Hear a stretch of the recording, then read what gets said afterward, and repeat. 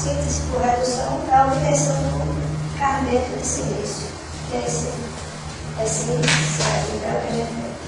Então, utiliza-se o óxido de silício com uma fonte de carbono para provocar a redução desse material e proporcionar a formação do óxido de silício. Então, normalmente, se utiliza fontes alternativas de carbono. Então, esse método aqui é um método que é muito utilizado industrialmente. A obtenção de carboneto de silício industrial.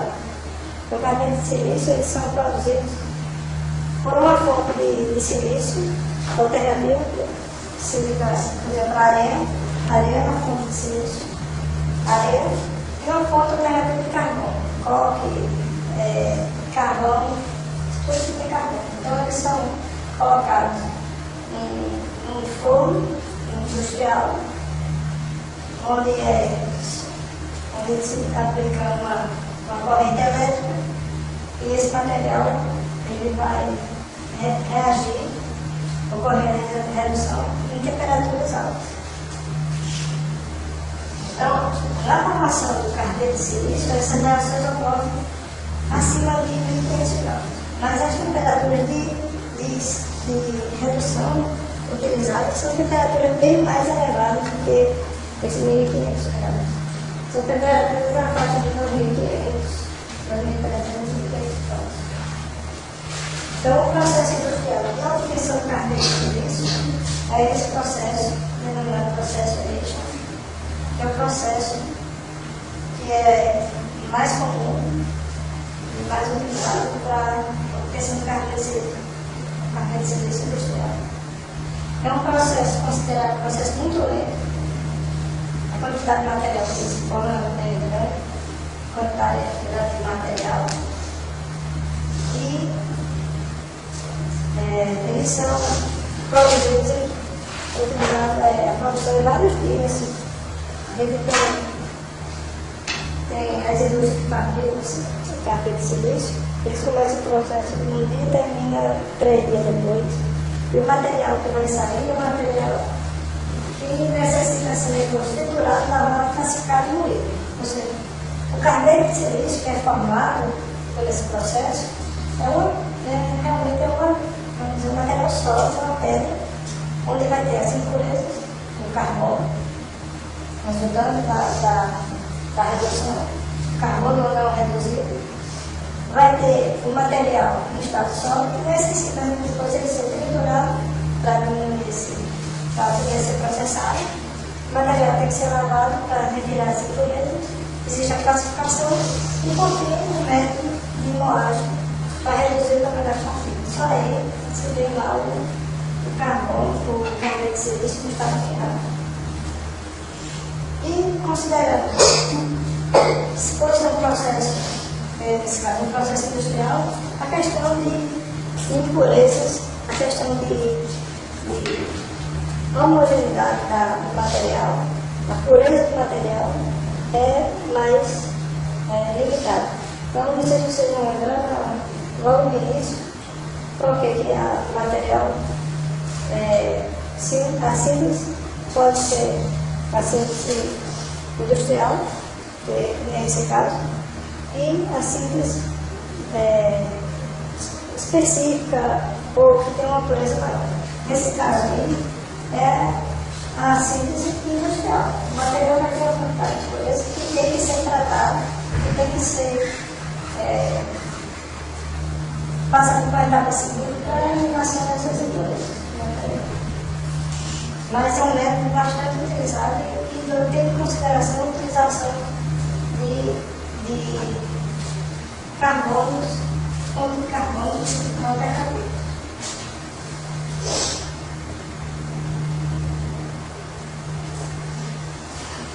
Então, o processo, aqui está o resumo do processo de fabricação do carboneto de silício. Vai consistir uma mistura de areia de silício ou outra fonte de silício com uma fonte de carbono. onde se vai passar uma corrente elétrica entre os eletrodos em reação autossustentável, ou seja, induz a reação, ela começa e autossustenta com o carbono lá, fazendo efeito de autossustentação. Então, é a bomba de serviço, a bomba de carbono, esses materiais são misturados previamente e o material leva-se para um forno de redução. Então, nesse forno de redução é onde vai ocorrer a formação do carbono de serviço. Então, o material vai sair na forma de um bloco de carbono de serviço, que depois tem que ser triturado ou moído, classificado, de acordo com o tamanho dessa classificação, as partículas maiores, as menores, normalmente eles se retornam. A lavagem, que é para retirar o excesso de impureza de carbono. Como o lavão tem que secar e depois vai ter o produto final do carbono de serviço. Então, parece ser um processo simples, bastante simples, mas tem bastante delicado esse processo de fabricação de carbono de serviço. Não, todo o processo de reação ocorre no forno de redução. Depois é só um tratamento para retirar as impurezas e para diminuir a secagem é só para retirar a água pela frente.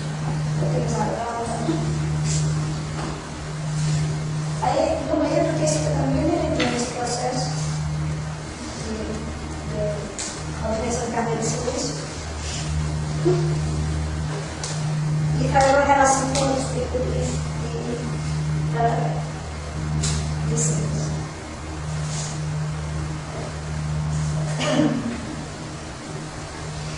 Então, a gente sai do estado sólido e vamos agora entrar no estado de reações no estado líquido. Então, existem duas maneiras de produzir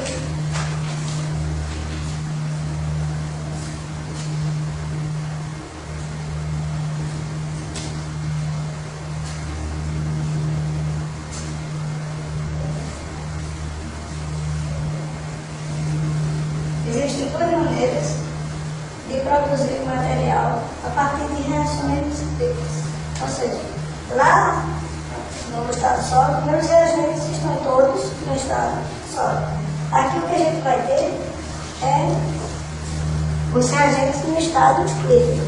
Então, esse material líquido eles são misturados e depois eles são obtidos por dois processos. Ou precipitação,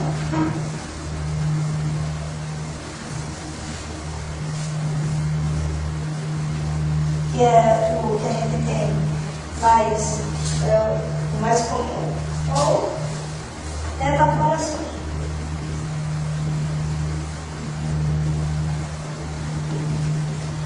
Então, por esses dois processos aí, a gente tem o material depois no estado sólido, o nosso pó desejado. Então, o material, ou ele vai ser precipitado, ou ele vai ser evaporado, a parte o solvente vai ser evaporado, vai ficar só a parte desejada, a parte do sólido. Então, o método de precipitação, eu coloquei também o método que é obtido inicialmente, é a obtenção do óxido de alumínio, que é alumínio, por esse processo chamado processo Paia. O processo Paia,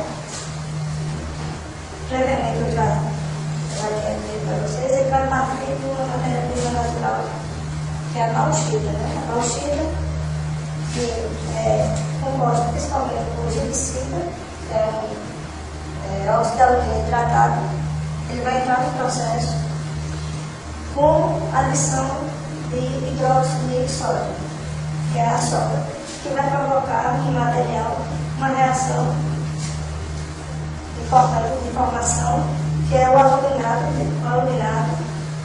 e esse aluminado depois segue para as etapas seguintes. Então, nessa etapa chamada digestão, que é a digestão da glicina, se coloca uma quantidade estequiométrica de hidróxido de sódio. Então, conforme essa primeira reação, a glicida ela vai reagir com a soda, o hidróxido de sódio, vai formar esse aluminado, mais água. Então, ela segue a uma etapa de preparação, de separação, onde retira-se um material que chamado glucorrido, ou separação do filtro, ou uma lâmina vermelha com a alumínio maior.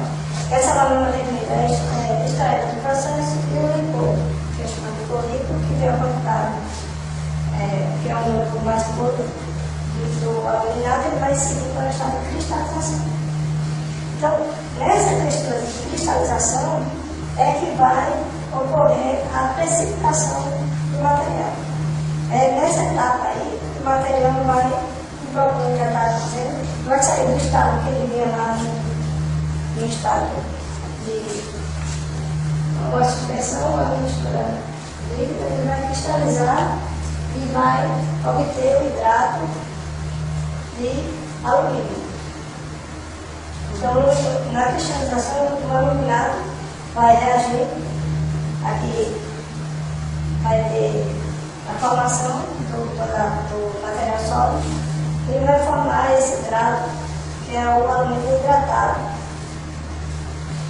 que depois vai ser calcinado. Então, na calcinação, depois da calcinação, tem a obtenção do alumínio, do óxido de alumínio. Então, esse é um resumo assim, do processo Bayer. Então, o que a gente tem que lembrar é que o método de precipitação é um método de precipitação industrial, um método utilizado em síntese de materiais cerâmicos e alumínio. Então, do mesmo jeito, o carneiro de silício lá que eu anteriormente, que é processado industrialmente, alumínio é processado industrialmente, e outros métodos de obtenção de alumínio, que isso vai proporcionar um alumínio com uma característica bem diferente. Então, tudo isso é importante a gente sempre relacionar os métodos de síntese com as características finais da alumínio. Então, nesse processo aqui, no processo Bayer, a quantidade o teor de alumínio mais impureza é bem maior do que no processo um processo mais refinado, que não seja industrial.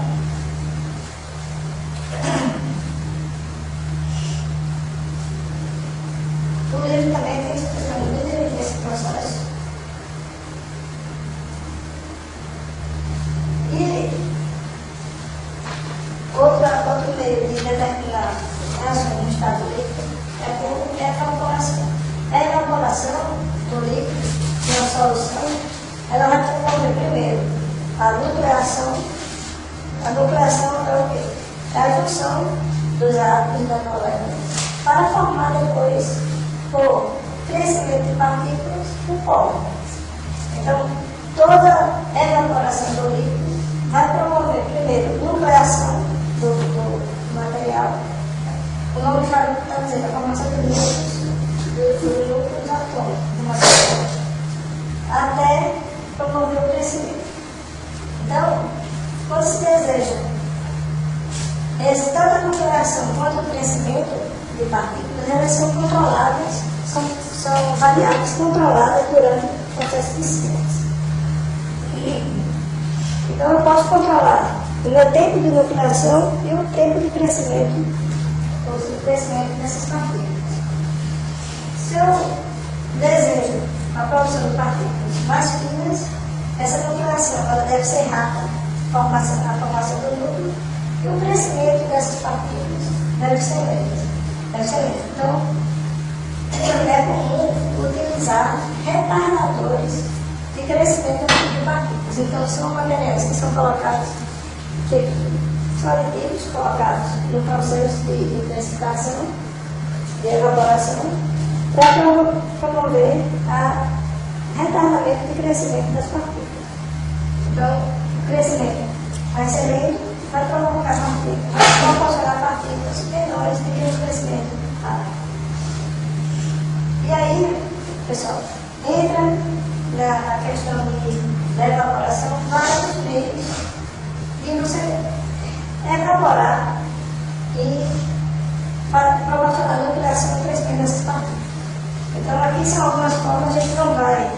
parece que essas. Não vou falar esse detalhamento, não vou entrar nessas formas de evaporação do leite, em todos. Vou falar apenas da que eu considero uma das mais importantes, que é a pirólise por pulverização.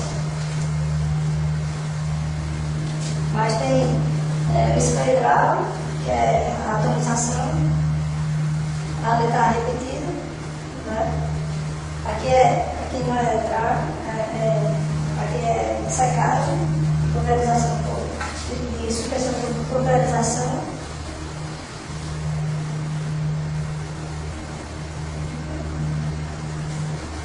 E tem esse outro processo de utilização. Que é muito também utilizado na fabricação de materiais polímeros. Então a gente vai falar na evaporização por pirólise, por pulverização.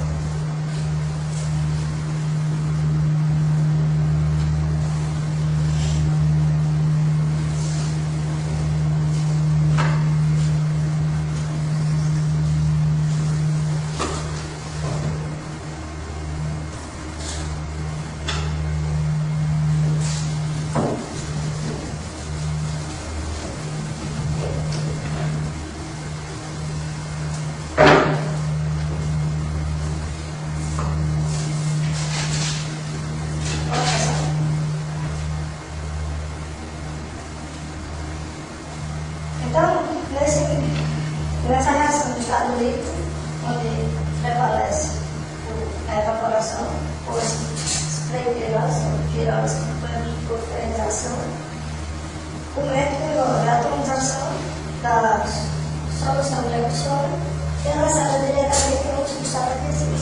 Então, spray provocado pelo atomizador, tem um atomizador.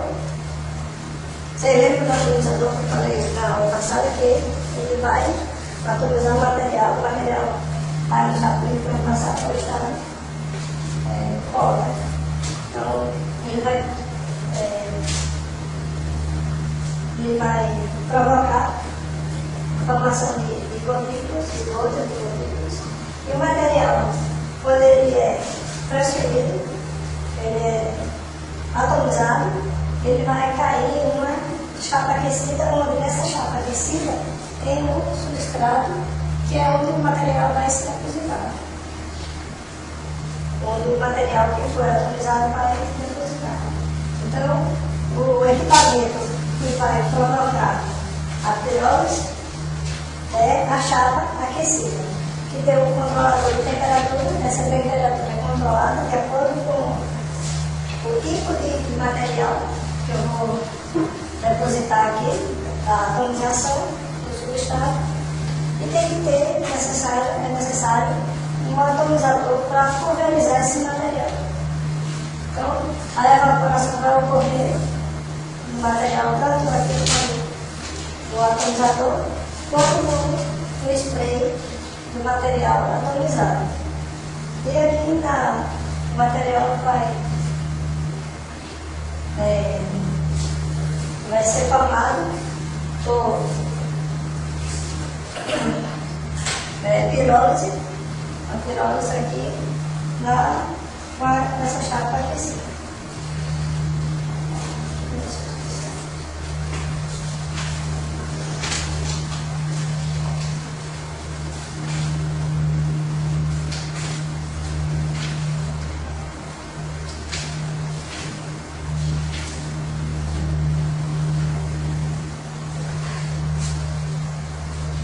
Então, pessoal, aqui a gente tem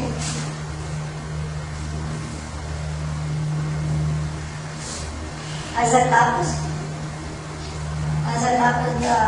da pirólise, que são a atomização da solução precursora, o transporte desse aerosol e a decomposição da solução precursora somente no substrato.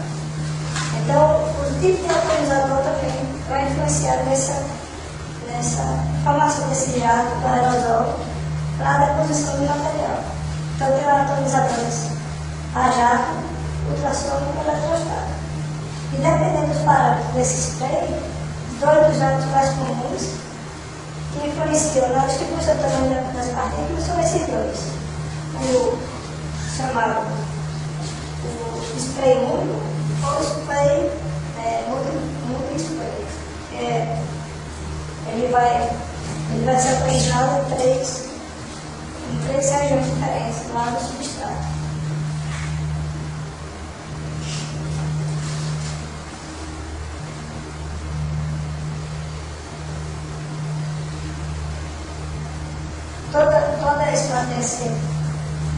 Toda essa fala desse tipo de atomizador também tem um capítulo todo do livro. Quem quiser se aprofundar mais, pode ler essa parte, pode procurar mais referências sobre isso.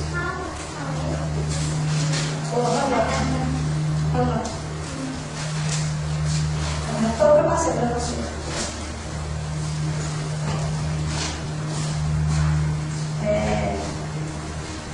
É claro que aqui a gente não vai ter nenhum método, a gente vai especificar nenhum método, a gente vai ter noções gerais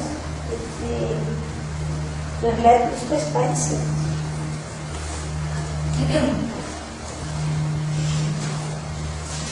Então, a evaporação, a principal etapa é na decomposição lá do precursor quando ele chega na chapa aquecida. Então, esse sistema aqui, ele faz uma relação com a temperatura da chapa. Então, a gente tem aqui a primeira situação, o protocolo solo, a decomposição do material. Então, o material, ele está no estado de goto, quando sai lá do atomizador, e é posicionado no substrato, onde ocorre a decomposição desse material já na chapa aquecida. Nessa situação dele, o solvente primeiro é evaporado, então ocorre a formação do precipitado seco, e esse precipitado é depositado lá no substrato. Nessa situação C, ocorre primeiro a evaporação do solvente, a formação desse precipitado. Depois, esse precipitado ele vai difundir com vapor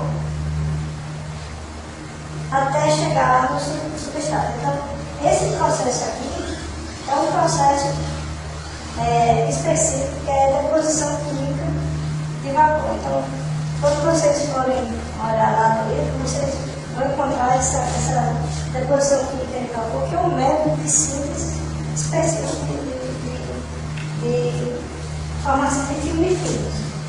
Então, esse material aqui, ele pode ser formado no fio de fio por esse processo aqui de atomização, evaporação do solvente, difusão do vapor e deposição lá no substrato. E outra situação, essa situação dele, vai ocorrer também a decomposição, a formação, a evaporação do solvente, formação do precipitado, e aqui as partículas sólidas vão se formar. Então, o que a gente tem no espectro pirose é essa situação 3. As partículas sólidas se formando lá no substrato após a vaporização do precursor.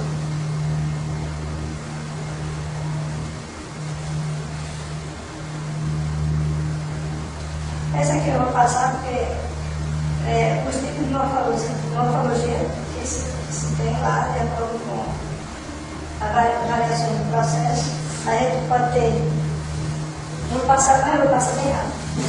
Pelo substrato, a deposição pode ser material denso, desse material. Eu posso ter materiais densos com formação de agregados, que é outra situação. Eu posso ter materiais densos na parte próxima ao substrato, e posso ter a parte porosa na parte superior do substrato, e posso ter apenas os materiais porosos. Então, esses tipos de morfologias, eles são variáveis de acordo com o tipo de pirose, o tipo de spray que está sendo utilizado para evaporar o material e a formação da parte sólida do material.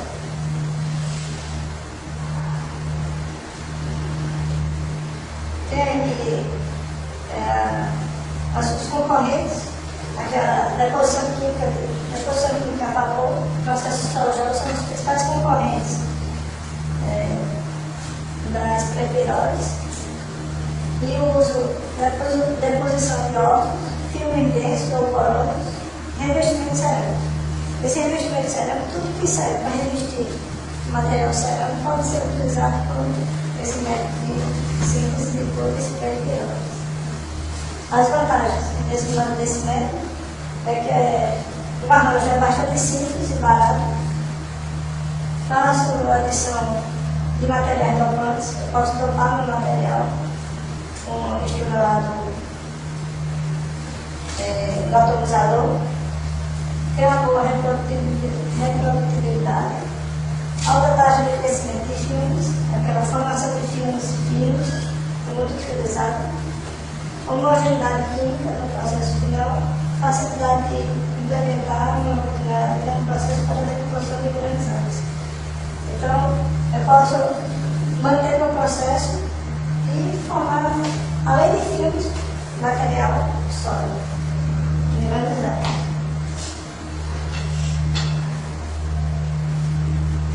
Então, daqueles métodos de evaporação, os pirose de potabilização é um dos mais utilizados quando se utiliza o método de reações do estado líquido. Também, no estado líquido, tem os métodos considerados rodas de gel. Então, todos esses métodos, o processo de sol-gel, o processo de dispersão magnética, chamado método Petinho e o método citado hoje, são métodos que partem do estado líquido, formação de um gel, desse gel ocorre a formação do material de estado sólido. Então, só nesse processo sol-gel aqui, tem um capítulo. Nesse nosso livro tem um capítulo exclusivamente do processo sol-gel. Então, processo de fabricação de materiais cerâmicos ou do estado líquido para obter o material sólido final. Então, como eu vinha referenciando anteriormente, citando anteriormente, tem vários materiais cerâmicos, policerâmicos que são feitos pelo processo sol-gel. Esse método, os precursores poliméricos,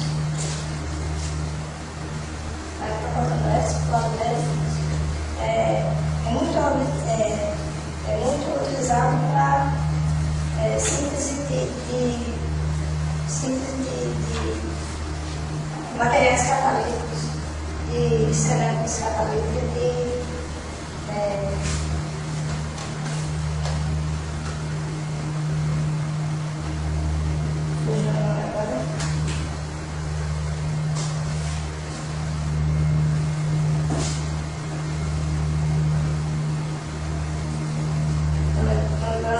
mas aqui o laboratório de química, de biologia de materiais, esse método aqui de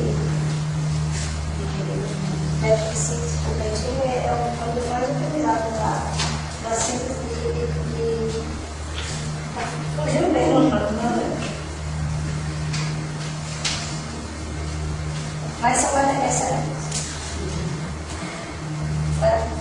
E a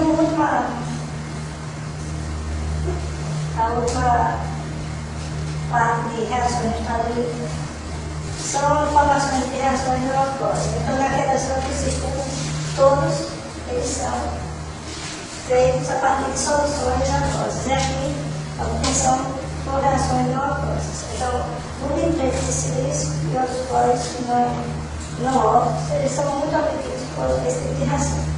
Então,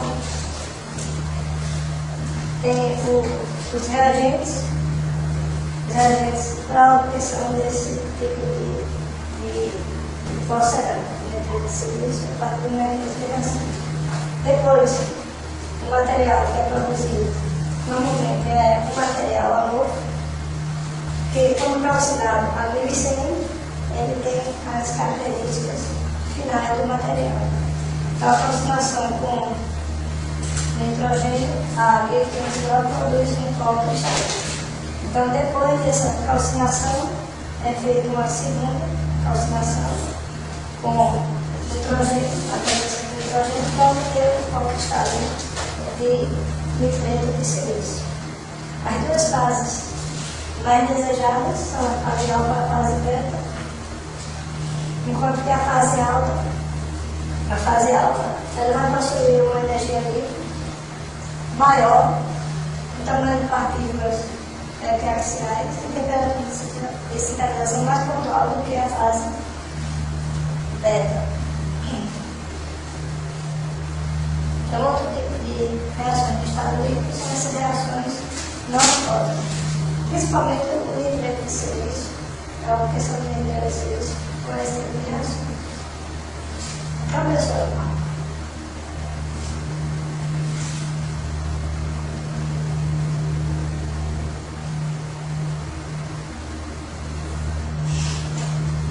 por isso a gente finaliza essa parte de